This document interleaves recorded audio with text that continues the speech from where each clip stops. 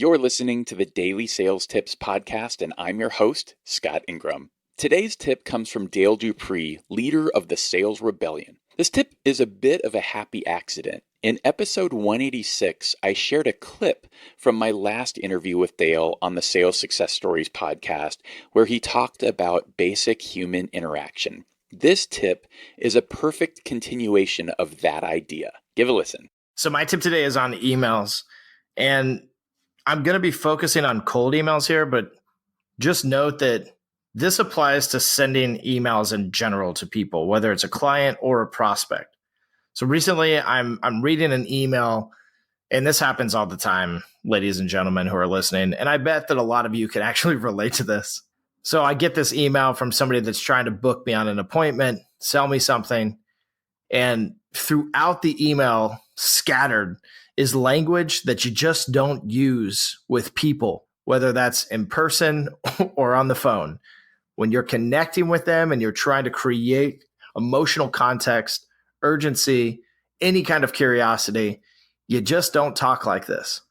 You know, words like salutations or greetings, even at that. I mean, how many people have you met and said greetings to when you've met them? And if you have done that, then you're just the weird uncle right now, everybody. So, but inside of the content of the email as well, too, when talking about optimizing workflows or any kind of jargon that might be a hot keyword or phrase in your industry, doesn't mean that it's going to resonate with the prospect. And here's the reason why, is because they don't care. Number one. And number two, you're not talking to them like an everyday, average, normal human being. So people talk about even, in the subject line, what do we do in the subject line? I've heard all kinds of crazy stuff, like to use the RE, as if you've already had a correspondence with them, or, forwarding, an email to them instead of just sending a blank or a subject line without any kind of history based in the email itself.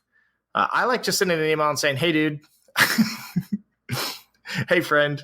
And really, a lot of times you can be more creative inside of the subject line as well, too, to get somebody to open the email in the first place, instead of it saying just reaching out or just checking in or introduction, right? Those are the things that they turn people off before they even open the email.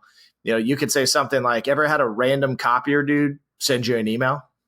Things like that, where you're giving somebody an experience inside of what it is that you're doing with them from the perspective of correspondence in those moments. Remember, this is cold outreach. These people have no idea who you are, what you do. And the only way to get them to care in the first place is to create curiosity and gain credibility, which is not done instantly. And so this is a very methodical practice. In the email itself, talk to them like a normal human being. I want you to do this. Open up the last 10 emails that you've sent to a prospect that either hasn't responded to you or has very bluntly responded back and said not interested to some capacity. I want you to read what you wrote. I want you to read it out loud. And I want you to imagine that you're in person speaking with that human, telling them exactly what it says in your email. Would you talk to them like that? Would you use the same phrases and sentences? Probably not. And furthermore, I want you to imagine that you're at the dinner table with them, or at lunch with some other colleagues, introducing yourself to them for the first time. These are ways that you could humanize the perspective on the email itself, which will change the game for you in your email outreach.